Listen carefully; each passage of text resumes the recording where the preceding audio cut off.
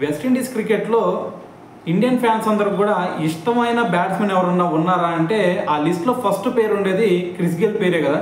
అయితే ఈరోజు మరి క్రిస్ గేల్ బర్త్డే సందర్భంగా తను అచీవ్ చేసినటువంటి రికార్డ్స్ కొన్నిటినైతే మనం ఈ వీడియోలో క్లియర్గా మాట్లాడుకుందాం.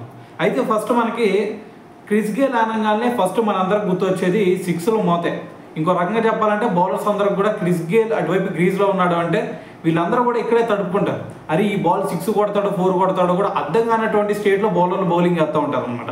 అయితే ఇప్పటి వరకు తను అచీవ్ చేసిన అచీవ్మెంట్స్ కనుక ఒక్కసారి చూసుకుంటే మనకి అటువైపు టెస్ట్ క్రికెట్లో 300, ఓడీ క్రికెట్లో 200, అదేవిధంగా T20లో చూసుకుంటే సెంచరీ కొట్టిన ఏకైక ప్లేయర్ మనకి వరల్డ్ క్రికెట్లో ఎవరన్నా ఉన్నారా అంటే అది క్రిస్ గేల్ మాత్రమే చెప్పాలి.